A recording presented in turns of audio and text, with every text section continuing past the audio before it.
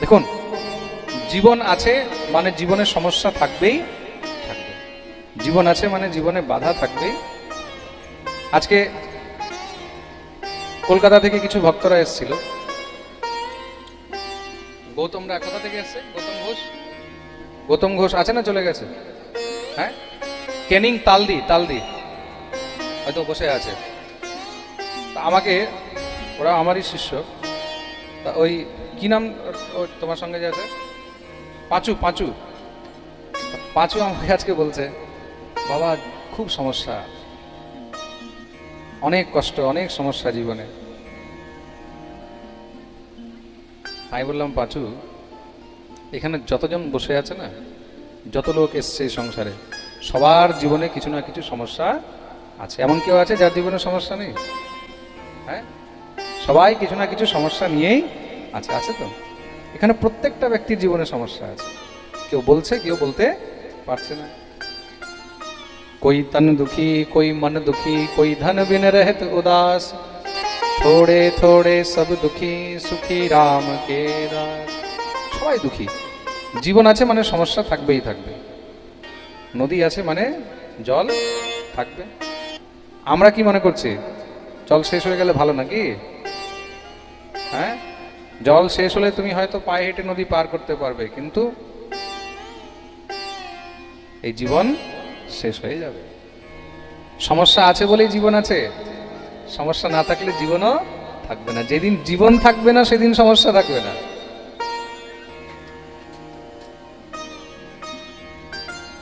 বুঝতে পেরেছো তো কথাটা?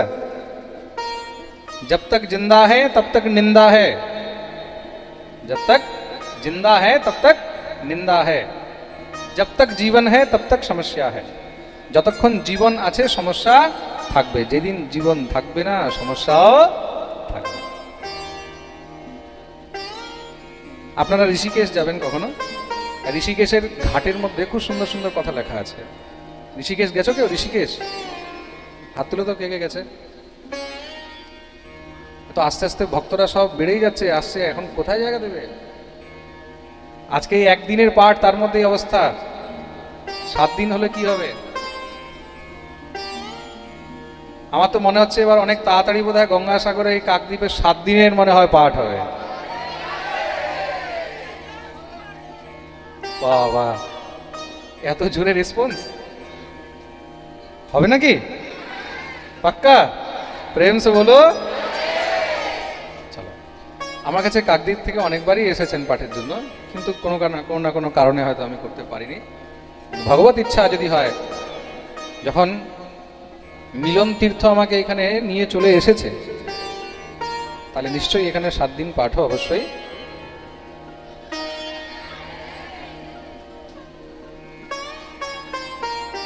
দেখুন, কোথায় ছিলাম আমি? কোথাকার কথা বলছিলাম? ঋষিকেশ।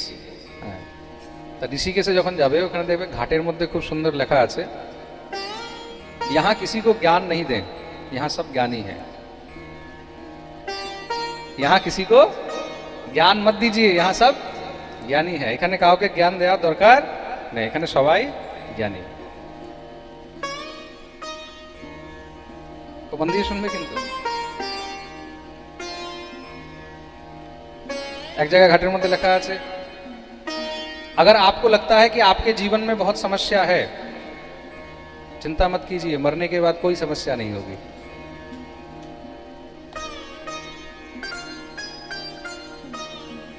यदि আপনাকে মনে হচ্ছে যে আপনার জীবনে অনেক সমস্যা আছে, চিন্তা করবেন না, মরার পরে আর কোনো সমস্যা থাকবে না। তার মানে কি, যতদিন তুমি জীবিত আছো সমস্যা থাকবেই। জীবন এটা হলো যুদ্ধ, তোমাকে যুদ্ধ করেই যেতে হবে। কিন্তু যুদ্ধ করে পার কে হবে? রাধা গোবিন্দের চরণাশ্রয় নিয়ে রেখেছে, ঠাকুরের চরণ ধরে রাখবে, সে তোমাকে প্রত্যেক পরিস্থিতি থেকে পার করে দেবে। অনেক কষ্ট আসবে, অনেক দুঃখ আসবে, তখন তোমাকে পার করবে শুধু একটি জিনিস, কি জানো? সেটা হলো রাধারানীর নাম। সেটা হলো রাধা নাম। অনেকে বলে মহারাজজি রাধে রাধে কেন বলেন, রাধা রাধা কেন বলেন? অনেকে হরে কৃষ্ণ বলে, অনেকে জয় শ্রীকৃষ্ণ বলে, অনেকে সীতারাম বলে, অনেকে রাম রাম বলে। देखो सबके ठाकुर अलग अलग हैं, सबके मालिक अलग अलग हैं।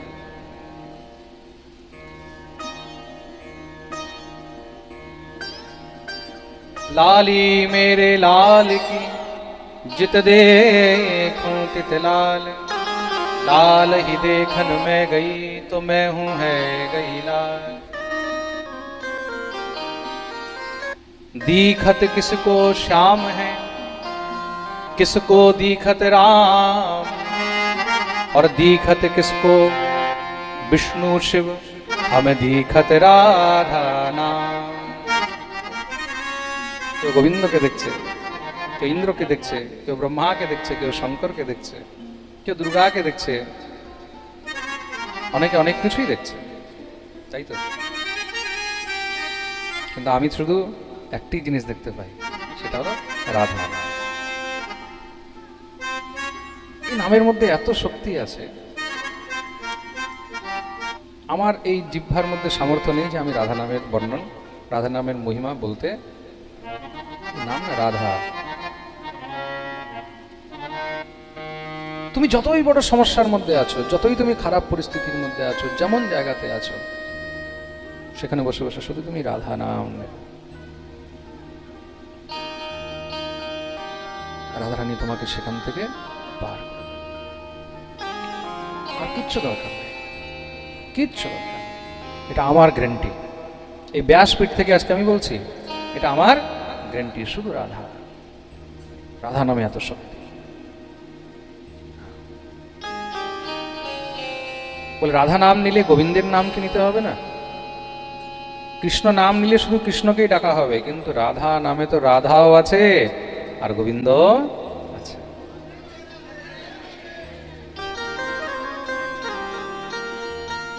রাধা রাধা রাধা রাধা রাধা রাধা রাধা রাধা রাধা রাধা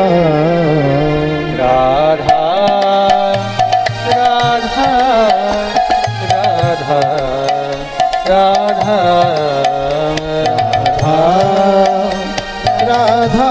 রাধা রাধা রাধা রাধা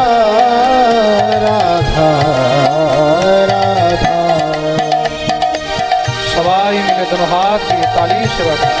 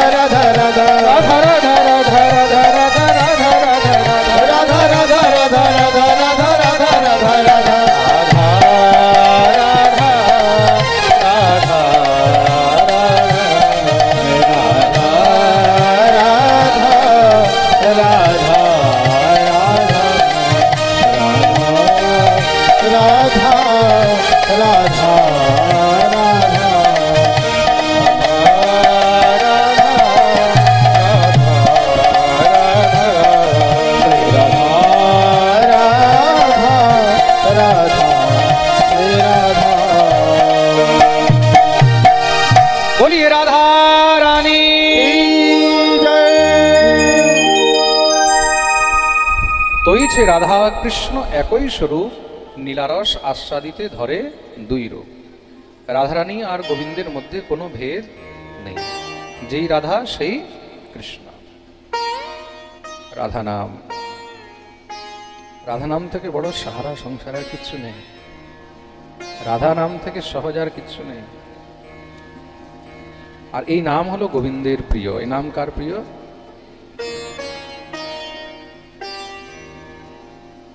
কৃষ্ণ কৃষ্ণ করলে হয়তো গোবিন্দ একটু দেরিতে কৃপা করে, কিন্তু রাধা রাধা বললে ভগবান যখন দেখেন সে আমার প্রাণের ছবিকে ডাকছে, ভগবান তখন অতি সত্বর তার উপরে কৃপা করে। বাচ্চা যখন কাঁদে তখন বাবা বাবা বলে, কি বলে? মা। তদ্রূপ জীবনে যতই কষ্ট হোক, যতই কিছু হোক, আমাদের করুণাময়ী, আমাদের কৃপাময়ী তিনি হলেন শ্রী রাধা। মাকে ডাকবে, প্রাণ ভরে মন ভরে বলবে মা, রাধা রাধা। ভগবতী রুক্মিণী গোবিন্দকে বলছেন, আমরা আপনার এত সেবা করি, আমরা আপনাকে এত ভালোবাসি, আর আপনি সবসময় শুধু রাধা রাধা। কি আছে রাধা? ভগবান বললেন রাধার মধ্যে কি আছে, শ্যামকে ছাড়া আর অন্য কেউ বুঝতে।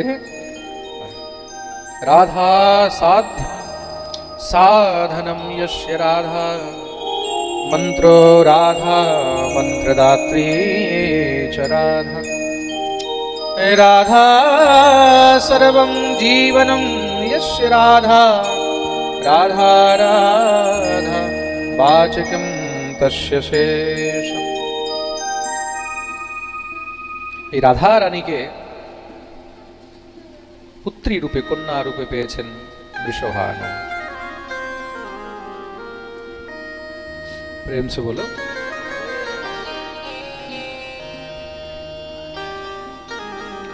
এই রাধা নাম না অন্তর থেকে যখন আসে তখন মনে হয় বোধহয় এই সংসারে আর কিছুই নেই ওইটা ছাড়া।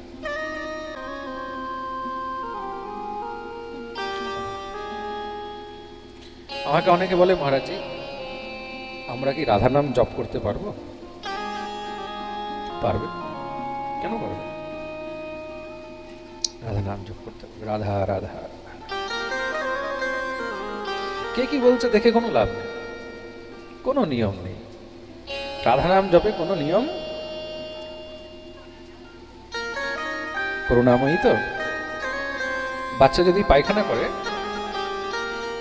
হয়তো বাবা তাকে কোলে নিতে সংকোচ করে, কিন্তু মা কি করে? মা তাকে সেই অবস্থাতেও বুকে জড়িয়ে ধরে নেয়। সে নোংরা আছে, অপবিত্র আছে, কিন্তু মা তবুও সেটা দেখে না।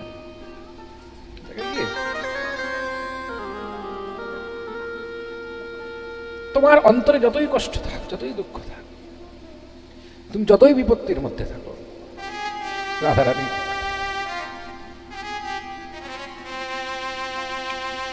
করুণাময়ী, সে তোমাকে বুকে জড়িয়ে দেবে। তোমার মধ্যে কি কলুষিতা আছে, তোমার মধ্যে কি অপরাধ আছে, স্বামিনী সেগুলো কিছু দেখেন না। সে শুধু এটা দেখে যে এটা আমার সন্তান, এটা আমার দাস।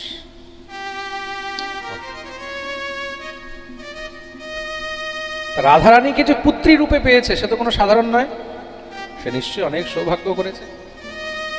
এমন ভাগ্য বৃষভানু। বৃষভানু কে ছিলেন? বৃষভানুর বিষয়ে আলাদা আলাদা গ্রন্থে অনেক বর্ণন রয়েছে। এক জায়গায়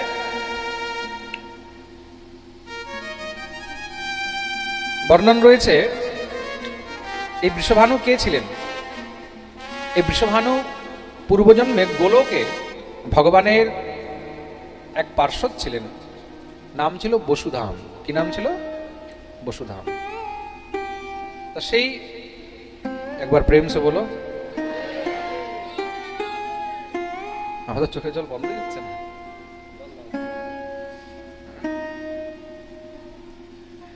নাম ছিল বসুধাম। কি নাম ছিল?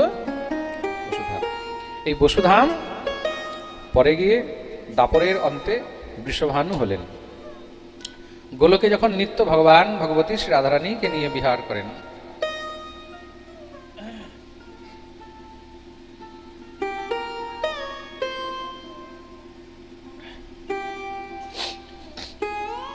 তো বসুধাম সে রাধারানীকে যখন দেখেন, তা রাধারানীকে দেখে পুত্রী ভাব জাগ্রত হয়। কি ভাব জাগ্রত হয়? পুত্রী। তো মনে মনে ইচ্ছা করতেন, যদি রাধারানীকে আমি পুত্রী রূপে পেতাম। তো ভগবান তার ইচ্ছা পূর্ণ করলেন। শ্রী কিশোরীজি তাকে কথা দিয়েছেন, কৃপা করেছেন, বলে চিন্তা করো না, এক সময় আমি তোমার পুত্রী হয়েই জন্ম গ্রহণ করব। তিনি বৃষভানু হয়েছেন। এক জায়গায় বর্ণন রয়েছেন, সূর্যবংশী রাজা ছিলেন মহারাজ নৃগ। নৃগের পুত্র ছিলেন রাজা সুচন্দ্র। এই সুচন্দ্রের স্ত্রী, তার নাম ছিল কলাবতী। কি নাম ছিল? কলাবতী। এই পিতৃগণের মানসী কন্যা ছিল। কার কন্যা ছিল? পিতৃগণের মানসী কন্যা, নাম হলো কলাবতী। এই সুচন্দ্র রাজা আর কলাবতী তারা নৈমিষারণ্যে ভগবানের দিব্য তপস্যা করেছিলেন। কার? ব্রহ্মার তপস্যা করেছিলেন। কোথায় তপস্যা করেছিলেন? নৈমিষারণ্যে। হ্যাঁ, তো নৈমিষারণ্যে তারা দিব্য 12 বৎসর তপস্যা করেছেন। কত বৎসর? অনেকে ভাববে শুধু 12 বছর। 12 বছর নয়, দিব্য 12 বছর। কত? আমাদের যে বছর হয় এই বছর আলাদা, আর দেবতাদের বছর আলাদা। দেবতাদের বছর আলাদা। খুব মন দিয়ে শুনবে কিন্তু, দেবতাদের দিব্য বৎসর হয়। কত হয়? হ্যাঁ, দিব্য বৎসর। আমাদের 1 বছর, দেবতাদের 1 দিন। খুব মন দিয়ে শুনবে, আমাদের 1 বছর, দেবতাদের কতটা হলো? 1 দিন। প্রেম সে বলো। তাহলে এবার বোঝো, দেবতাদের যখন 1 বছর হয়, তার মানে আমাদের কত দিন পেরিয়ে যাবে? তা সেই দেবতাদের যে আয়ু, সেই হিসাবে দিব্য 12 বৎসর তপস্যা করলেন। তখন কি ব্রহ্মা প্রসন্ন হয়েছেন? ব্রহ্মা এসে উপস্থিত হলেন, বর চাও। তখন সেই সুচন্দ্র আর কলাবতী ব্রহ্মার কাছে বরদান চাইলেন, প্রভু আমরা একটি বর চাই। কি? এই সংসারে যিনি শ্রেষ্ঠ কন্যা, সংসারে যিনি শ্রেষ্ঠ কন্যা, তাকে আমরা পুত্রী রূপে পেতে চাই, যার স্বামী একমাত্র স্বয়ং গোলক বিহারী শ্রী কৃষ্ণ। আমরা তাকে কন্যা রূপে পেতে চাই। ব্রহ্মা তখন কৃপা করলেন, ঠিক আছে তাই হবে। কিন্তু ব্রহ্মা মনে মনে ভাবলেন, আমি তো কথা দিয়ে দিলাম তাই হবে, কিন্তু রাধারানী যদি এখন কৃপা না করে, রাধারানী যদি কৃপা না করে, রাধারানী যদি বলে তুমি কিভাবে বর দিয়ে দিলে ভাই আমার কাছে না জিজ্ঞাসা করে। ব্রহ্মা তখন রাধারানী যেন রেগে না যায়, ব্রহ্মার বাক্য মিথ্যা হয়ে যাবে রাধারানী যদি অবতার না নেয়। তা ব্রহ্মা তখন সেই পুষ্করে এসে শ্রী রাধারানীর তপস্যা আরম্ভ করলেন। হে করুণাময়ী কৃপা। তা রাধারানী দর্শন দেননি। 1 বছর, 2 বছর, 3 বছর, 5 বছর, 10 বছর, 20 বছর, 40 বছর, 100 বছর, 200 বছর, 1000 বছর, 2000 বছর পেরিয়ে যাচ্ছে। 3000, 4000, 10,000, 20,000, 60 বর্ষ সহস্রাণী, 60,000 বৎসর পর্যন্ত যখন তপস্যা করলেন, তখন গিয়ে শ্রী রাধারানীর কৃপা প্রাপ্ত। শ্রী রাধারানীর কাছে প্রার্থনা করলেন, হে করুণাময়ী তোমার কৃপা থেকে আমাকে বঞ্চিত করো না। আমি কথা দিয়ে দিয়েছি রাজা সুচন্দ্র আর কলাবতীকে, তাদের গৃহে আপনাকে অবতার নিতে হবে। শ্রী রাধারানী তখন ব্রহ্মাকে বললেন, যাও, এক সময় আমি তাদের গৃহে অবশ্যই অবতার নেব। তা রাধারানী অবতারের এগুলো কিন্তু অনেকগুলো কারণ। কেন রাধারানী অত সহজে কখনো জন্মগ্রহণ করেন না। ভগবতী লক্ষ্মী বারবার জন্ম নেয়, মন দিয়ে শুনবে কিন্তু। রাম অবতারেও লক্ষ্মী এসেছেন তো কি রূপে? সীতা। কৃষ্ণ অবতারেও লক্ষ্মী এসেছেন কি রূপে? রুক্মিণী এসেছেন তো। কিন্তু শ্রী রাধারানী বারবার জন্মগ্রহণ করেন না। এটাও রাধারানীর একটা জন্মের কারণ। সুচন্দ্র আর কলাবতী তপস্যা করে শ্রী রাধারানীকে পুত্রী রূপে পেতে চেয়েছিল, এটাও একটি কারণ। আর আমরা তার আগে আরেকটি কারণ শুনলাম, গোলকের মধ্যে ভগবানের প্রিয় পার্ষদ ছিলেন, নাম কি ছিল? কি নাম বললাম? বসুধাম। কি নাম? সেই বসুধাম গোপ শ্রী রাধারানীকে পুত্রী রূপে পেতে চেয়েছিল। শ্রী রাধারানী তার গৃহে পুত্রী হয়ে এসেছেন, এটাও রাধারানীর অবতারের আরেকটি কারণ। আরো কারণ রয়েছে, রাধা অবতারের আরেকটি কারণ রয়েছে। শ্রী রূপ গোস্বামী পাদ বর্ণন করছেন, হিমালয়ে মানে হিমাচলের কন্যা হলেন কে? পার্বতী। পার্বতীর বর কে? মহাদেব। তো যখন মহাদেবকে বিয়ে দিয়েছে নিজের কন্যা, তখন থেকে হিমাচলেরও নাম আরো বেড়ে গেছে, তাই তো? বড় জামাই, নামি জামাই, যে আসছে সেই প্রণাম করছে, আরে তোমার জামাই, তোমার জামাই কে? মহাদেব, মহাদেব। একবার বিশাল বড় সভা হয়েছে, সে সভার মধ্যে সব পর্বতদেরকে ডেকেছে। তো যত পর্বতরা এসেছে সবাই হিমাচলকে খুব করে মহারাজ প্রশংসা করছে, বাহ তোমার কত ভাগ্য, তুমি নিজের মেয়ে মহাদেবকে বিয়ে দিয়েছো, এই সেই। মানে তো সেখানে বিন্ধ্য পর্বতও বসে রয়েছে। কে বসে রয়েছে? বিন্ধ্য পর্বত, মানে বিন্ধ্যাচল।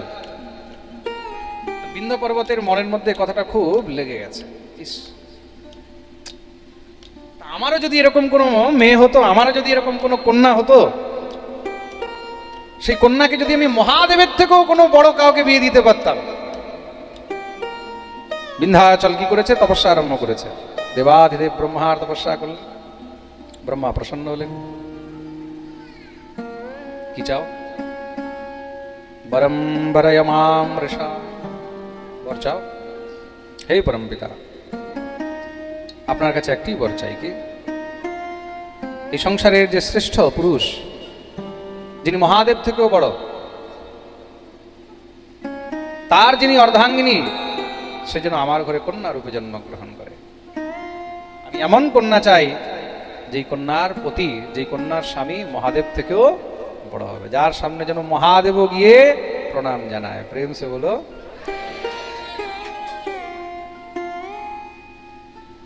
এমন কে আছে যার কাছে গিয়ে মহাদেবও প্রণাম জানায়, মহাদেবও যার চরণে ভুল লুণ্ঠিত হয়ে প্রণাম করেন? তিনি কে?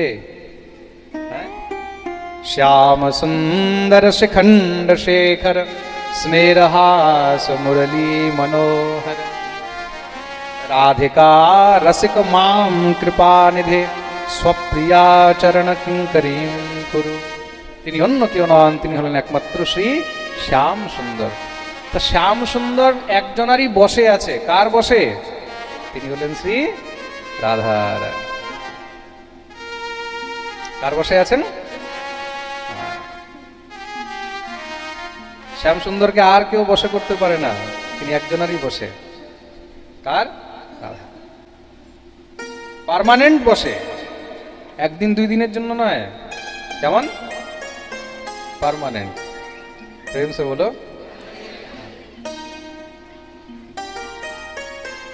তা আমি এমন কন্যাকে পুত্রী রূপে পেতে চাই। ব্রহ্মা বলেন তথাস্তু, যাও তাই হবে। ব্রহ্মা, দেখুন ব্রহ্মাও না বারবার বরদান দিয়ে ফেসে যায়।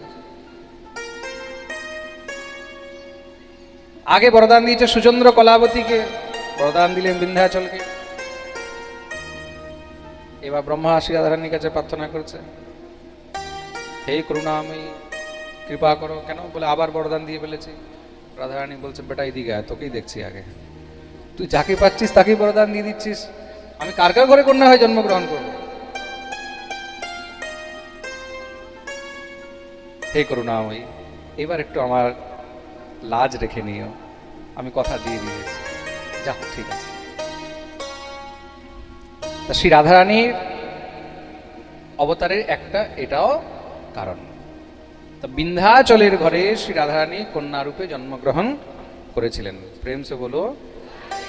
বিন্ধ্যাচল পর্বত, আপনারা যখন প্রয়াগ যাবেন, কাশী, প্রয়াগ, অযোধ্যা, ওই যে পুরোটা অত্র অঞ্চলে যে পাহাড় রয়েছে, সেই বিশাল বড় পাহাড় কিন্তু বিন্ধ্য পর্বত বলা হয়। কি বলা হয়? বিন্ধ্য পর্বত।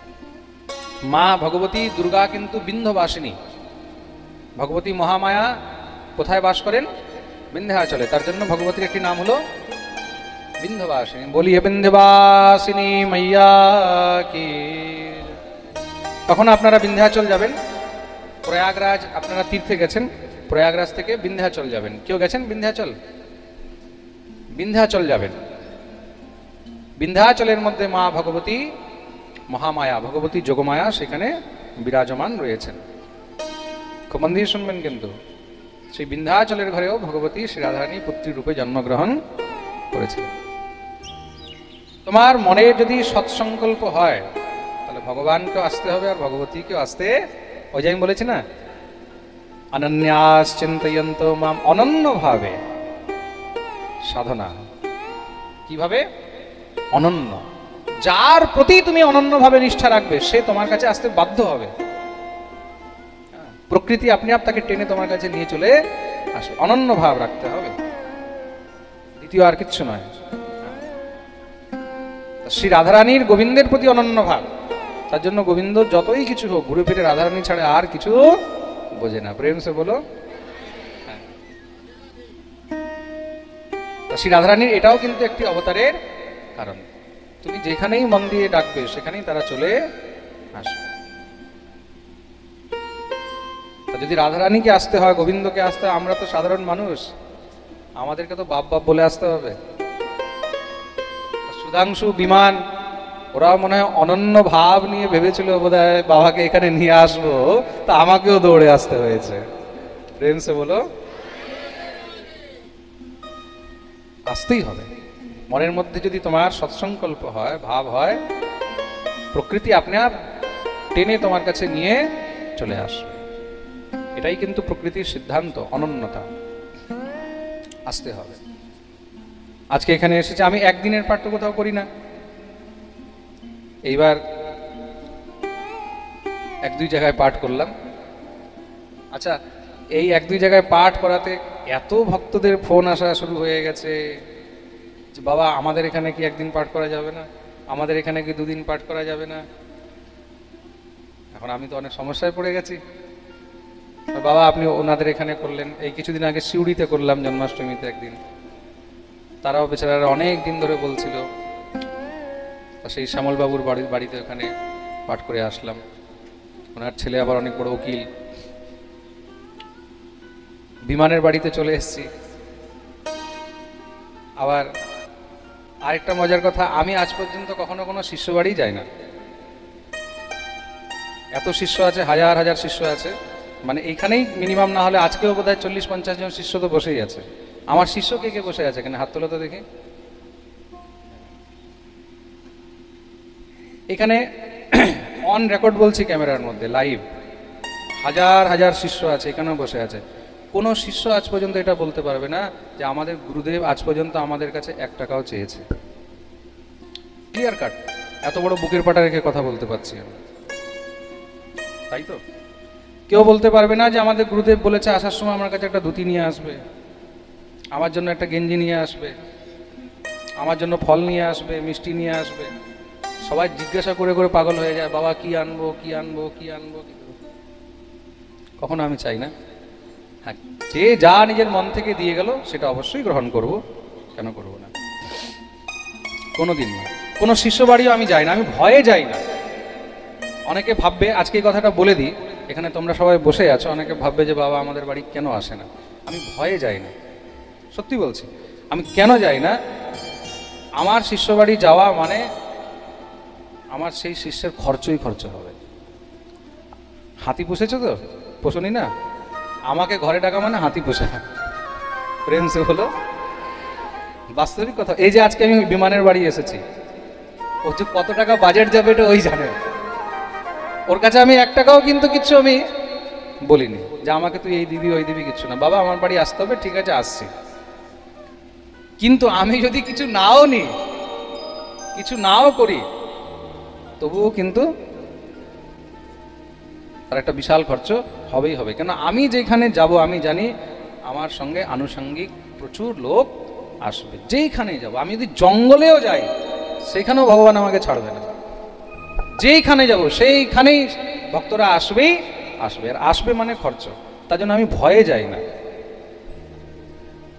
কিন্তু যেই শিষ্যরা বা যেই ভক্তরা অনেক আগ্রহ করে নিশ্চয়ই তাদের বাড়ি যাওয়া উচিত। এতদিন ভেবেছি যাব না, কিন্তু এবার ভাবছি যে যাব।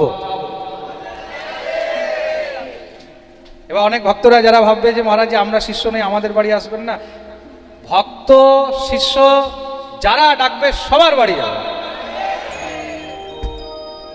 যেইখানে ডাকবে সেইখানে যাবে।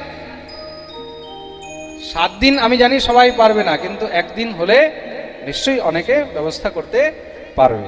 আর একদিনের জন্য হলেও যাওয়া উচিত, এটা আমি এইখানে এসে অনুভব করলাম। যদি আজকে আমি এখানে না আসতাম, তাহলে এই যে কাকদ্বীপের আশেপাশের ভক্ত, তারা যে কোনোদিন আমার কাছে যেতে পারেনি, যেতে পারছে না, তারা আজকে এত সহজে কাছে থেকে এই পাঠ শুনতে পারতো? কখনো হতো না। তা রাধারানী যদি কৃপা করে, তাহলে আমি প্রত্যেক ভক্তদের বাড়ি যাব, যে যে ডাকবে সবার ঘরে যাব। প্রেম সে বলো, নিশ্চয়ই যাব, কেন যাব না। এখান থেকে আমরা আবার যাচ্ছি, কালকে আমরা বেরিয়ে যাব রানাঘাট। খুব মন দিয়ে শুনবে, কালকে আমরা এখান থেকে যাচ্ছি রানাঘাট। গঙ্গাসাগর তো আমাদের দর্শন হয়ে গেছে। আমাদের আগে প্ল্যান ছিল গঙ্গাসাগর আমরা দর্শন করব 1 তারিখে। অনেকে এটাও ভেবে এসছে যে মহারাজজির সঙ্গে গঙ্গাসাগর আমরাও যাব, কিন্তু প্ল্যান হঠাৎ করে চেঞ্জ হয়ে গেছে। কেন কি রানাঘাটে পরশু দিন থেকে পাঠ আছে। খুব মন দিয়ে শুনবে, যারা লাইভ শুনছে, রানাঘাটেও আসার জন্য হাজার হাজার ভক্তরা ওখানে এখন থেকে রেডি হয়ে আছে। রানাঘাটে পরশু দিন থেকে পাঠ হবে 2 দিন ব্যাপী।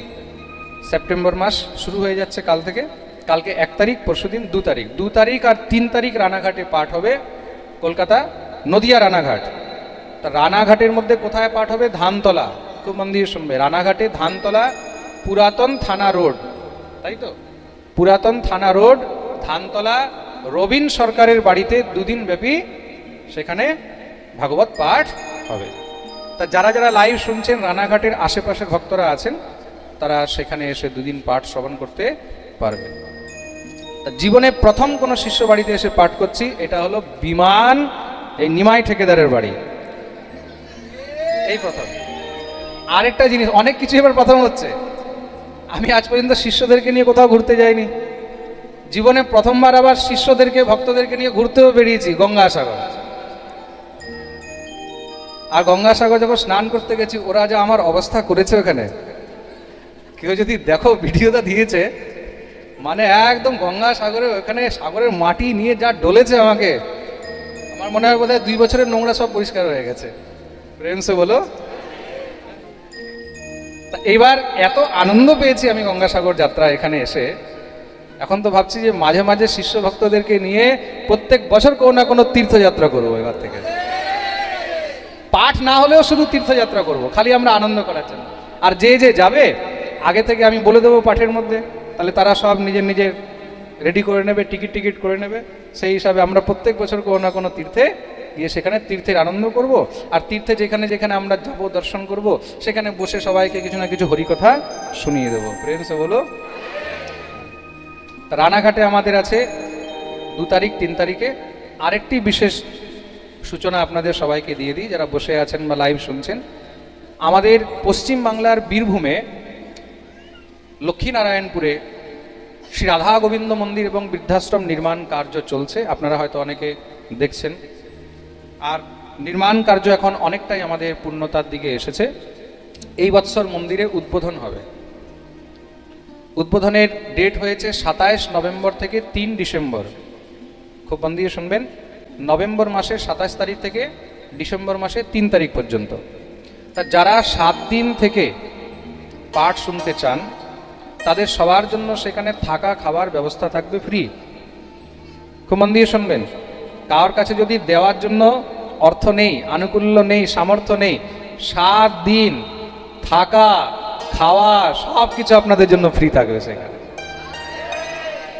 যত ভক্ত আসতে চান আসতে পারবেন, সবার জন্য স্বাগত জানাই। আর যারা সেখানে যজমান হতে চান, আমাদের এই নিষ্কিঞ্চন ভাগবত পাঠের মধ্যে অলরেডি অনেক যজমান হয়ে আছেন। আর নতুন যারা যজমান হতে চান, তারা কন্ট্যাক্ট করে নেবেন। সেখানে তাদের নিমিত্তে সংকল্প করে পাঠের দিব্য আয়োজন করা হবে। আর মন্দির উদ্বোধনের মধ্যে আমি আপনাদের সবার কাছে এখন থেকেই নিমন্ত্রণ জানালাম, আর নিবেদনও রাখলাম যে আপনারা অবশ্যই আসবেন। কেউ একদিন পারলে একদিন আসবেন, দুদিন পারলে দুদিন থাকবেন, আর 7 দিন পারলে 7 দিন থাকবেন। আর এই বছর আমাদের শুধু মন্দির উদ্বোধন হচ্ছে, কেন কি কিছু বৃদ্ধরা তারা অনেক অপেক্ষায় আছে যে মহারাজজি আমরা কবে ওখানে থাকতে পারবো। আমাদের মন্দিরের মধ্যে খুব মন দিয়ে শুনবেন, এমন বৃদ্ধদের থাকার ব্যবস্থা আছে। অনেকে হয়তো ভাববে এটা বোধহয় বৃদ্ধাশ্রম খুলে দিয়েছে। বৃদ্ধাশ্রম অ্যাকচুয়ালি নয়, ওইটাকে বৃদ্ধাশ্রম বলা হচ্ছে কেন কি আমাদের ট্রাস্টের মধ্যে বৃদ্ধাশ্রম লেখা আছে বলে, কিন্তু ওটা বৃদ্ধাশ্রম নয়, ওটা এক প্রকারে ভক্ত নিবাস। এই বৃদ্ধাশ্রমটা তাদের জন্য করা হয়েছে, বৃদ্ধাশ্রম তো অনেক আছে, এটা তাদের জন্য যাদের দেখার কেউ নেই, আর তারা বৈষ্ণব। বৈষ্ণব মানে প্রসাদ ভুজি, বুঝতে পেরেছেন? অনেক এরকম লোক আছে, অনেক ভক্তরা আছে যারা প্রসাদ ভুজি। তারা অন্যান্য বৃদ্ধাশ্রমে থাকতে পারছে না, কেন এখানে আমিষ ইত্যাদি রন্ধন হয়, ঠাকুরের ভোগ হয় না, প্রসাদ হয় না, তারা খুব কষ্টে থাকছে, তাদের কোনো ছেলে মেয়ে কেউ নেই, দেখার কেউ নেই। তা যারা একমাত্র প্রসাদ ভুজি, খুব মন দিয়ে শুনবে, শুধু তিলকমালা করলেই নয়, একান্ত প্রসাদ ভুজি, যারা রাধা গোবিন্দকে ভোগ দিয়েই খায়, তাছাড়া তারা অন্ন গ্রহণ করেন না। 1 নম্বর এইটি শর্ত। দ্বিতীয়ত নম্বর, যাদের দেখার কেউ নেই, না ছেলে না মেয়ে, কেউ নেই। এরকম নয় যে ছেলে মেয়ে আছে কিন্তু ঘরে অশান্তি হচ্ছে, আমি বৃদ্ধাশ্রমে চলে গেলাম, আমাদের এখানে তাদের জন্য কোনো এন্ট্রি নেই। পার্মানেন্ট যে বৃদ্ধরা সেখানে থাকবে তাদের জন্য বিশেষ করে এই 2টি জিনিস আমরা দেখব। প্রথম হলো কি, প্রসাদ ভুজি বৈষ্ণব, কেন কি ওটা রাধা গোবিন্দ মন্দির প্লাস বৃদ্ধাশ্রম। তা মন্দিরে ঠাকুরের সেবা যা হবে, যা ভোগ লাগবে সেটাই তারা প্রসাদ পাবে। তা মন্দিরের পরিবেশে অবৈষ্ণব বা অভক্ত তারা থাকতেও পারবে না, আর আমরা রাখতেও পারবো না। যা মন্দিরের নিয়ম সেগুলো মেনে চলতে হবে, যা মন্দিরের প্রসাদ ভোগ লাগবে সেটা তারা গ্রহণ করবেন। দ্বিতীয় জিনিস, যাদের কেউ নেই, ছেলে মেয়ে থাকলে, যার ছেলে আছে মেয়ে আছে, আমরা তাদেরকে কেন রাখবো বৃদ্ধাশ্রমে? এমন সন্তানের মাথায় ভগবান করুক যেন বজ্র পড়ুক, যারা নিজের মা বাপকে দেখে না, যারা নিজের মা বাপকে খেতে দেয় না। এমন যারা আছেন, যাদের সন্তান আছে, ছেলে আছে মেয়ে আছে, আমরা ওই বৃদ্ধাশ্রমের মধ্যে তাদেরকেও পার্মানেন্ট রাখার ব্যবস্থা রাখবো না। যাদের কেউ নেই দেখার, একমাত্র এমন প্রসাদ ভুজি বৈষ্ণব, তাদেরই সেই মন্দিরের মধ্যে থাকার ব্যবস্থা হবে। তার মধ্যে কিছু বৃদ্ধদের আমরা ওখানে নাম অ্যালট করে দিয়েছি, যারা দীর্ঘদিন ধরে ওখানে নিজের জন্য নাম লিখিয়েছিলেন, কিছুদের কনফার্ম করা হয়েছে। এই বছর থেকে আমাদের বৃদ্ধাশ্রম শুরু হয়ে যাবে, চালু হয়ে যাবে, তাদের থাকার ব্যবস্থা শুরু হয়ে যাবে।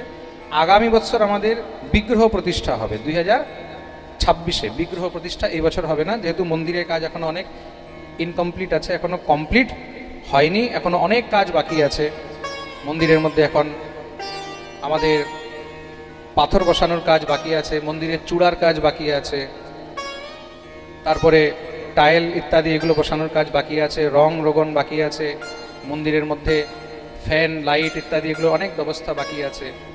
মন্দিরে এখন প্রচুর কাজ বাকি আছে। যারা যারা এই রাধা গোবিন্দ মন্দির নির্মাণে সহযোগ করতে চান, যার যেমন সামর্থ্য হয় এই বৃদ্ধাশ্রমে সহযোগ করতে চান, তারা সহযোগ করতে পারেন। এখন আমাদের মেন দরকার হলো মন্দিরের জন্য টাইলস পাথর এগুলো বসানোর ব্যবস্থা, বৃদ্ধাশ্রমে টাইলস পাথর বসানোর ব্যবস্থা, পাখা ফ্যান ইত্যাদি। আর মন্দিরে আমাদের মহোৎসব হবে, এটাও জেনে রাখুন। এই 7 দিনব্যাপী যে মহোৎসব হবে, ডেলি 5-10 হাজার লোকের খাওয়ার ব্যবস্থা থাকবে। তা এই প্রসাদের জন্য যে রন্ধনের বাসন হবে, আমরা চাই যেন মন্দিরে আমাদের একান্ত একদম শুদ্ধ বাসন হোক। আমরা কোনো ডেকোরেটার্সদের কাছে বাসন নিচ্ছি না, যেহেতু তাদের আমিষ ইত্যাদি এগুলোর অনেক সমস্যা থাকে। তা এত বিশাল আয়োজন আমাদের প্রত্যেক বছর হবে। তা যারা মন্দিরের এই অন্নপূর্ণা সেবার জন্য, উৎসব সেবার জন্য বাসন ইত্যাদি দান করতে চান, কড়াই, বড় বড় যে আমাদের কি বলে ওগুলোকে, দেখছি টব বালতি ইত্যাদি, প্রচুর টাকার, আমাদের প্রায় 7-8 লাখ টাকার বাসন আসবে। 10,000 লোকের রান্না, আরও আস্তে আস্তে আরও বাড়বে। তো সেখানে যদি বাসন দান করতে চান, কেউ তার জন্য অর্থ আনুকূল্য দান করলেও হবে, কেউ যদি ডাইরেক্ট বাসন কিনেও দিতে চান তাহলে ডাইরেক্ট কিনেও দিতে পারেন, কোনো অসুবিধা নেই। আমাদের যে ট্রাস্ট আছে ভাগবত ভক্তি ট্রাস্ট, এই ট্রাস্টের অ্যাকাউন্টেই দান করবেন, অন্যথা ডাইরেক্ট আমার হাতেই দান করবেন। আমার হাতে না দিয়ে অন্য আপনারা যেখানেই যার হাতেই দেবেন ওই অর্থ আমার কাছে পৌঁছাবে না, 99% গ্যারান্টি আমার কাছে পৌঁছাবে না। আর যেটা আপনারা অনলাইন ট্রাস্টের অ্যাকাউন্টে দেবেন সেটাই কিন্তু ডাইরেক্ট ট্রাস্টে আসবে। যারা পাথর দান করতে চান, টাইলস পাথর মন্দিরের জন্য, তারাও দান করতে পারেন, যেইভাবেই আপনারা চান দিতে পারবেন। আচ্ছা, আমাদের 40টি পাখা এখানে লাগবে, 40টি পাখা লাগবে টোটাল মন্দিরের মধ্যে, বৃদ্ধাশ্রমের রুমগুলো সব মিলিয়ে, মন্দিরের নাট মন্দির সব কিছু মিলিয়ে। তা কেউ যদি পাখা দান করতে চান সেও দিতে পারেন, প্রেম সে বলো। তা আপনারা 27 নভেম্বর থেকে 3 ডিসেম্বর সেখানে সবাই আসবেন, সবার জন্য স্বাগত জানাই। আর মন্দির নির্মাণে যে যত পারবেন সহযোগ করবেন। বলিয়ে ভক্তবৎসল ভগবান কি জয়। তো বৃষভানু কত ভাগ্য করেছেন। রাধারানী অবতারের মধ্যে আমরা কতগুলো কারণ শুনলাম। প্রথম কারণ বসুধাম, মনে ইচ্ছা রেখেছেন রাধারানীকে পুত্রী রূপে পাওয়ার। দ্বিতীয় সুচন্দ্র আর কলাবতী। আর তৃতীয় কারণ কি শুনলাম? বিন্ধ্যাচল পর্বত রাধারানীকে পুত্রী রূপে পেতে চেয়েছেন। আরেকটি খুব সুন্দর কারণ আছে, চতুর্থ কারণ। এটা কি? সূর্যদেব। বলে সূর্যদেবের সঙ্গে রাধারানীর কি সম্পর্ক? খুব অদ্ভুত কথা, খুব মন দিয়ে শুনবেন। কিন্তু যে সময় ভগবান মোহিনী রূপ ধারণ করেছিলেন, কি রূপ ধারণ করেছেন? মোহিনী। তো ভগবানের মোহিনী রূপ দর্শন করে সবাই মোহিত হয়ে গেছে, তাই তো? কি দেবতা, কি অসুর, নাগ, পুণ্যাগ, কিন্নর, গন্ধর্ব, ঋষি মুনি সবাই মোহিত হয়ে গেছে। স্বয়ং দেবাদিদেব মহাদেব পর্যন্ত মোহিনীকে দেখে মোহিত হয়ে গেছেন। তা যেই মোহিনীকে দেখেছে সবার মধ্যে কিন্তু কাম জাগ্রত হয়েছে। কি জাগ্রত হয়েছে? কাম। কিন্তু শুধু একজন ছিলেন যার অন্তরে মোহিনীকে দেখে বাৎসল্য ভাব জাগ্রত হয়েছে, তিনি হলেন সূর্যদেব। কে ছিলেন? সূর্য। সবাই মোহিনীকে দেখছে আর মোহিনীকে দেখে ভিতরে কাম জাগ্রত হচ্ছে। আহা, যদি এটা আমার স্ত্রী হতো, যদি এটা আমার প্রিয়তমা হতো, আমার প্রেয়সী হতো, আমার অর্ধাঙ্গিনী হতো। আর সবার উল্টো শুধু একজন ভাবছেন, কে? সূর্যদেব। সূর্যদেব যখন মোহিনীকে দর্শন করেছেন, মোহিনীকে দেখে সূর্যদেব কি ভাবছেন? আহা হা, কি সুন্দর এই কন্যা, যদি এটা আমার মেয়ে হতো, যদি এটা আমার কন্যা হতো, যদি এটা আমার মেয়ে হতো। সূর্যদেবের মনের ভাবনা ভগবান জেনে নিলেন। আর মনে মনে ভগবান একদম আবেশে এসে গেলেন, ভাবে গদগদ হয়ে গেলেন, সূর্যের উপরে কৃপা করলেন। হে সূর্যদেব, তোমার মনের যে পবিত্রতা, আজকে আমি স্বয়ং মোহিনী হয়ে এসেছি, মোহন মোহিনী হয়ে এসেছে। দাড়ি গোপ কামিয়ে দিয়ে একদম সুন্দর করে মহারাজ মোহন মোহিনী হয়ে গেছে। ভগবান মোহিনী হয়েছে মানে কি অবস্থা ভাবো? পুরো দুনিয়া পাগল, পুরো দুনিয়া পাগল। একজন পাগল হয়নি, একদম ফুল কন্ট্রোলে আছে। কে? জোরে বলো। ফুল কন্ট্রোলে। না, যদি এটা আমার মেয়ে হতো, বাৎসল্য ভাব, পুত্রী রূপে পেতে চেয়েছেন। ভগবানেরও মন ভরে গেল, যাও, আমি তোমার ঘরে কন্যা রূপেই আসবো। আমি আসবো। কে আসবে? কন্যা রূপে পেতে চেয়েছে তো, আমি আসবো। তো ভগবান সেই সূর্যদেবের ঘরে কন্যা রূপে এসেছেন।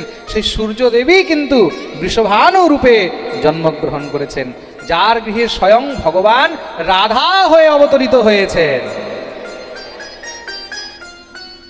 রাধা আর গোবিন্দের মধ্যে কোনো ভেদ নেই। চৈতন্য চরিতামৃতে শ্রীকৃষ্ণদাস কবিরাজ গোস্বামী পাদ স্পষ্ট রূপে বলছেন, তৈছে রাধা কৃষ্ণ একই স্বরূপ। বারবার বলে দিচ্ছি আমি, একই স্বরূপ। নীলারস আস্বাদিতে ধরে দুই রূপ। যেই রাধা সেই কৃষ্ণ। ভগবান নিজের মধুরিমা পান করার জন্য, নিজের রস আস্বাদন করার জন্য নিজের প্রতিবিম্ব নিজেই রাধারানী রূপে অবতরিত হয়েছেন। প্রেম সে বলো। ওই শোনো রাধা প্রেমা, ওই শোনো মধুরিমা, ওই শোনো ভাবে তিহ। ভগবান নিজের রস আস্বাদন করার জন্য। মনে রাখবে, অনেকে বলছে ভগবান কি পরকিয়া করেছেন, বলে তো দুষ্টদের তো বলতে ওরা ভগবানকেও ছাড়ে না, প্রেম সে বলো। তো বলছে ভগবান তো পরকিয়া করেছে। তা রাধারানী পরকিয়া নয়, সেই জিনিস বুঝতে গেলে এখন তোমাদেরকে আরো 100 জন্ম নিতে হবে। তো মন দিয়ে শুনবে, ভগবান এখানে পরকিয়া করেননি। নিজের রস নিজে আস্বাদন করা পরকিয়া নয়। নিজেকে নিজে চুমু খাওয়া পরকিয়া, নিজেকে নিজে আলিঙ্গন করা কি পরকিয়া, নিজেকে নিজে শৃঙ্গার করা কি পরকিয়া? তা রাধারানী পর নয়, রাধারানী হলেন স্বয়ং কৃষ্ণ। কৃষ্ণ প্রেমময়ী রাধা, রাধা প্রেমময়ো হরি, জীবনে নিধনে নিত্যম রাধা কৃষ্ণ গতির মম। কৃষ্ণই রাধা, রাধাই কৃষ্ণ। ভগবান দর্পণের মধ্যে নিজের রূপ দর্শন করছেন, নিজেকে দেখছেন আয়নার মধ্যে। তার নিজেকে দেখে ভগবান নিজেই মোহিত হয়ে গেছেন। ভগবানের ইচ্ছা হচ্ছে একটু নিজেকে আলিঙ্গন করি। তার নিজেকে কি আর আলিঙ্গন করা যায়? নিজেকে জড়িয়ে ধরা যায়? নিজেকে চুমু খাওয়া যায়? হ্যাঁ, নিজের রস নিজে কি করে আস্বাদন করবেন? তার দর্পণের মধ্যে দেখি যদি আপন মাধুরী, আস্বাদিতে ধরে মন, আস্বাদিতে নারী। নিজের আস্বাদন তো নিজে করা যায় না, তাহলে নিজের আস্বাদন নিজে কি করে করব? তার জন্য ভগবান নিজের হৃদয় থেকে দিব্য রূপ প্রকট করলেন। তিনি হলেন ভগবানের আত্মা।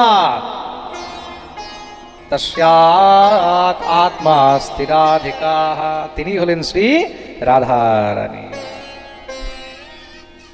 গোবিন্দ পূর্ণ কখন? যখন রাধারানীর সঙ্গে আছে। রাধা ছাড়া গোবিন্দ পূর্ণ নেই। তো মন দিয়ে শুনবে কিন্তু, এই যে রাধারানী পাশে বসে আছে তবেই গোবিন্দ পূর্ণ। কেন? নিজের অর্ধেক আত্মাটাকে তো বের করে দিয়েছে রাধারানী রূপে। তো ওটা যদি পাশে না থাকে তাহলে পূর্ণ হবে কি করে? তাহলে অর্ধেকই থেকে যাবে। তো বিনা রাধে শ্যাম आधे, इसलिए प्रेम से बोलो, जोर से बोलो,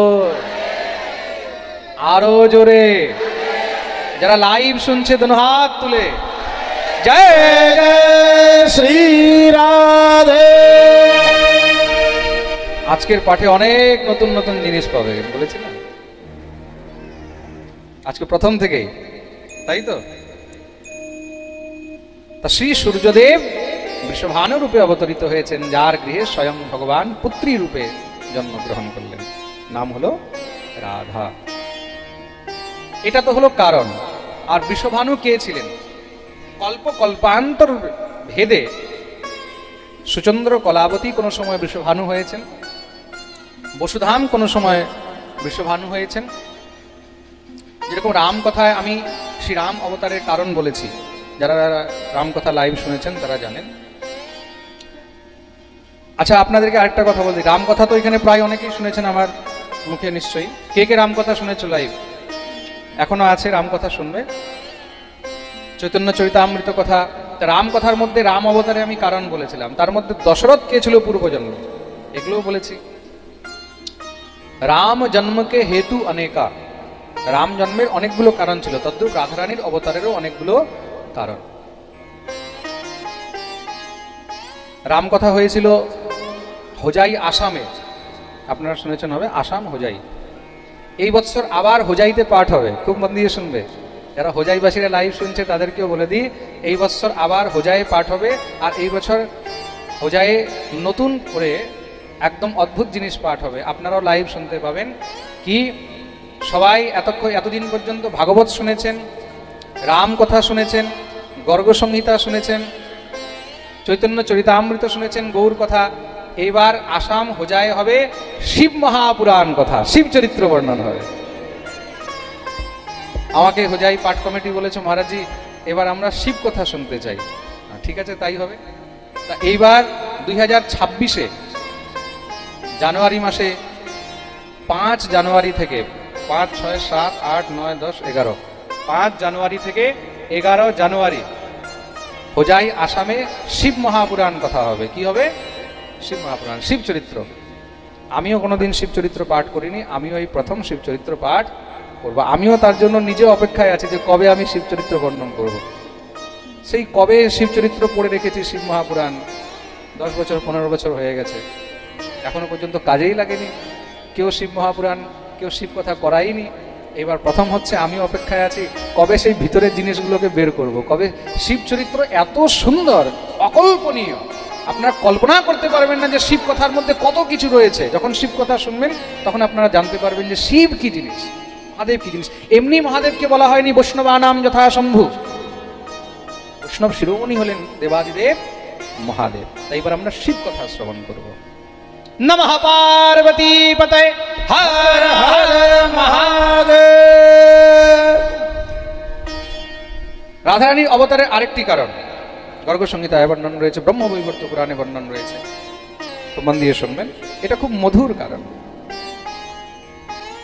আর খুব কষ্টেরও কারণ। গোলকের মধ্যে ভগবান গোলক বিহারী আর রাধারানী হলেন গোলক বিহারিণী। গোলকের মধ্যে যত গোপীগণ রয়েছেন, কৃষ্ণ পত্নীগণ রয়েছেন, গোলকে ভগবানের 4 জন পত্নী আছেন। কে কে? খুব মন দিয়ে শুনবেন। গোলকে ভগবানের 4 জন পত্নী রয়েছেন, শ্রী রাধারানী, বিরজা দেবী, ভূদেবী আর লীলা দেবী। এই 4 জন ভগবানের স্ত্রী, ভগবানের অর্ধাঙ্গিনী, কিন্তু সবাই রাধারানীর আনুগত্য নিয়েই চলেন। একবার ভগবান ভগবতী বিরজার সঙ্গে বিহারে রয়েছেন, ভগবতী বিরজার সঙ্গে একান্তে ভগবান রয়েছেন। সেই অবস্থায় শ্রী রাধারানী হঠাৎ গোবিন্দের সঙ্গে মিলনের জন্য উৎকণ্ঠিত হয়ে দৌড়ে আসলেন। বাইরে সুদাম সখা দাঁড়িয়ে রয়েছেন। কে রয়েছেন? সুদাম, ভগবানের প্রিয় পার্ষদ সুদাম। সুদাম বললেন, ঠাকুরানী আপনি এখন যেতে পারবেন। কেন? প্রভু এখন ভগবতী মাতা বিরজার সঙ্গে বিহারে রয়েছেন, এ সময় কাউকে যেতে দেওয়া নিষেধ। রাধারানী তখন সুদামকে বললেন, আমি কে জানিস? জানি, আপনি সাক্ষাৎ ঠাকুরানী। তুমি যখন জানো যে আমি ঠাকুরানী, তা ঠাকুরের কাছে যেতে আমাকে তোমার পারমিশন নিতে হবে? সরো এখান থেকে, বড় দুঃসাহস তোমার। হে ভগবতী, প্রভুর আদেশ, আপনাকে যাওয়া উচিত নয়। রাধারানী কথা মানলেন না। রাধারানী একদম দ্রুত গতিতে চলে গেলেন গোবিন্দের কাছে। গোবিন্দের কাছে যখন গেছেন, বিহার অবস্থায় ভগবতী বিরজা লজ্জিত হয়ে গেলেন। তিনি সঙ্গে সঙ্গে সেখানে নদী রূপে পরিণত হয়ে গেলেন। কি রূপে পরিণত হয়েছেন? নদী রূপে, জল। সেটারই নাম হলো বিরজা নদী। তার নাম কি? বিরজা। তা রাধারানী এত ক্রুদ্ধ হয়ে গেলেন, গোবিন্দকে রাধারানী অনেক কিছু মানে শুনিয়ে দিয়েছে, যা মুখে এসছে তাই বলেছে রাধারানী।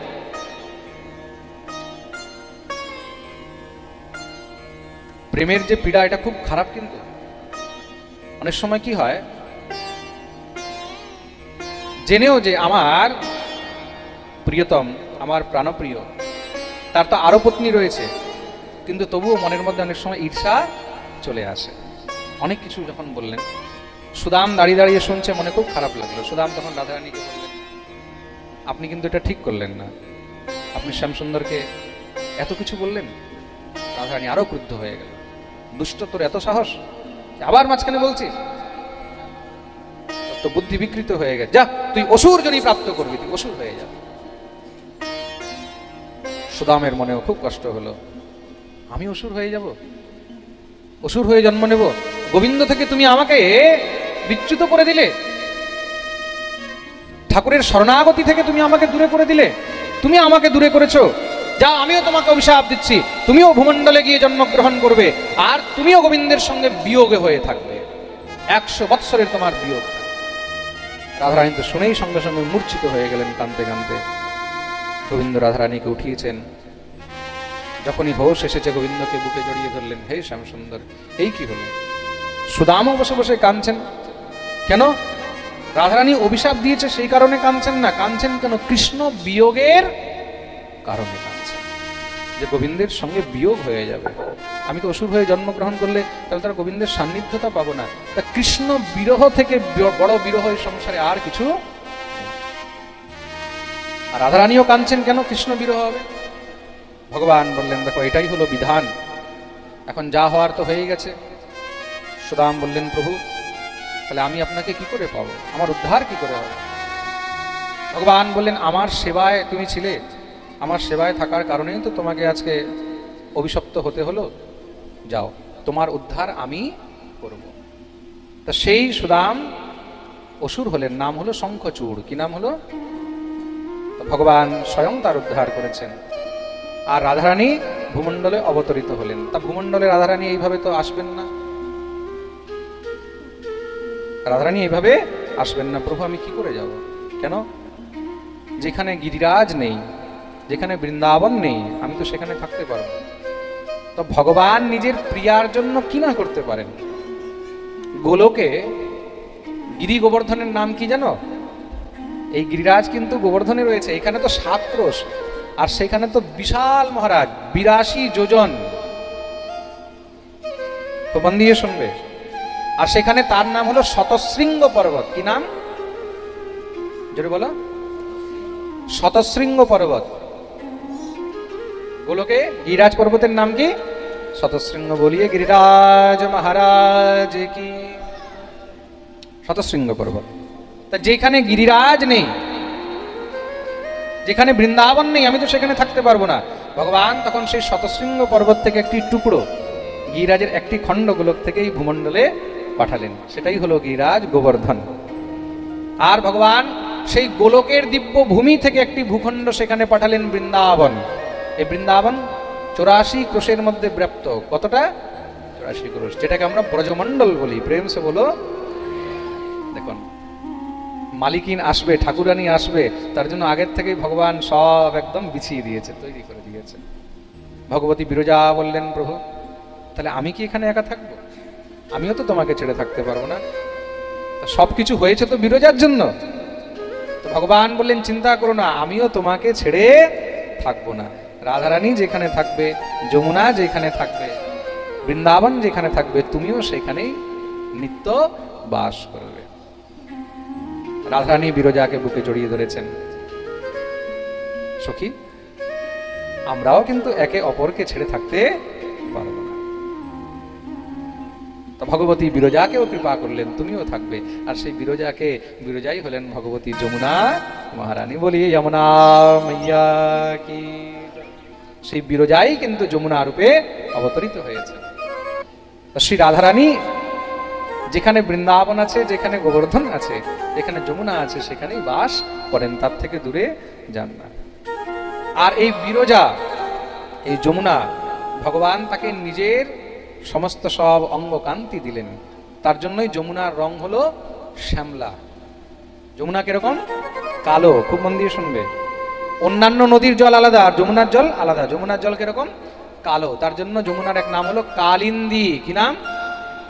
কালিন্দীতি সমাখ্যাত বসামি যমুনা জলে। যমুনার একটি নাম হলো কালিন্দী। তো ভগবান ভগবতী যমুনাকেও পরিত্যাগ করেননি। তাই বৃন্দাবনটা কোথায় যদি জানতে হয়, তার প্রমাণ কি? বলে যেখানে গিরিরাজ আছে, যেখানে যমুনা আছে, যেখানে গিরিরাজ আর যমুনা এক জায়গায় আছে, সেই জায়গারই নাম হলো বৃন্দাবন। আর এই বৃন্দাবনে রাধারানীর কৃপা ছাড়া কেউ যেতে পারে না। বৃন্দাবন যেতে হলে রাধারানীর কৃপা লাগবেই লাগবে। রাধা কৃপা ছাড়া বৃন্দাবনে বাস। তা কে কে বৃন্দাবন যেতে চাও? ওরে বাপরে, সবাই পাক্কা? তাহলে তো কাকদ্বীপ থেকে মনে হয় ট্রেন বুক করতে হবে নাকি? ট্রেন সে বলো। হ্যাঁ, বৃন্দাবনে শুধু একজনের কৃপা হলেই যাওয়া যাবে। তার নাম কি? তাহলে কাকে বলতে হবে? কি বলতে হবে? ও রাধা রানী। বলতে হবে, ও রাধা রানী মহারানী কৃপা করো না, কৃপা করে বৃন্দাবনে নিয়ে চলো না। ও গো রাধা রানী মহারানী কৃপা করো না, হাত তুলে বৃন্দাবনে নিয়ে চলো না। ও রাধা রানী মহারানী, রাধা রানী মহারানী কৃপা করো না, কৃপা করে বৃন্দাবনে নিয়ে চলো না। রাধা রানী মহারানী কৃপা করো না, কৃপা করে বৃন্দাবনে নিয়ে চলো না। রাধা রানী মহারানী, রাধা রানী মহারানী दोनों हाथ तुले ताली सेवा करे हरि बोल।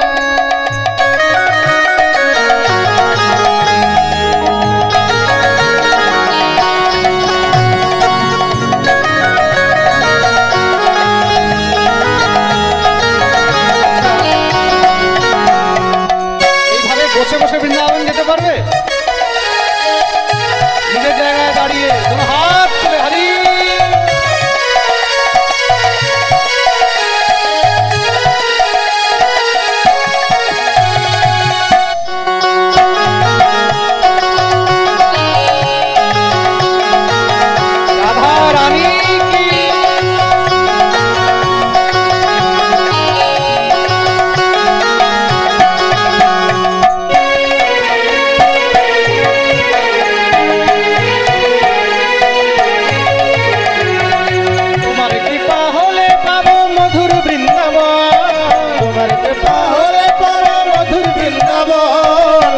कृपा होले पाबो मधुर वृंदावन, तुम्हारे कृपा होले पाबो मधुर वृंदावन। नयने हेरिब आमी गिरि गोवर्धन, नयने हेरिब आमी गिरि गोवर्धन। ओ राधा रानी ओ महारानी, ओ राधा रानी महारानी कृपा करो ना, कृपा करे चरण तले रेखे नियो ना। ओ राधा रानी महारानी कृपा करो ना, कृपा करे चरण तले रेखे दियो ना। ओ राधा रानी महारानी, राधा रानी महारानी हरि बोल।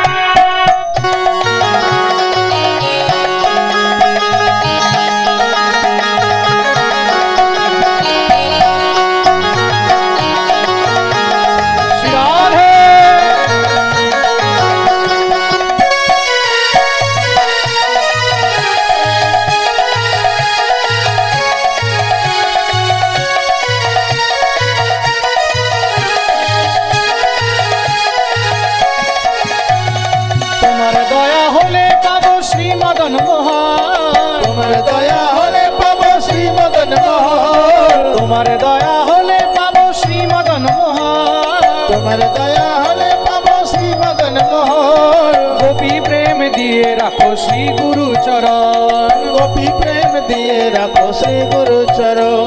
ओ राधा रानी ओ महारानी, ओ राधा रानी महारानी कृपा करो ना, कृपा करे आमाय तुमी देखा दाओ ना।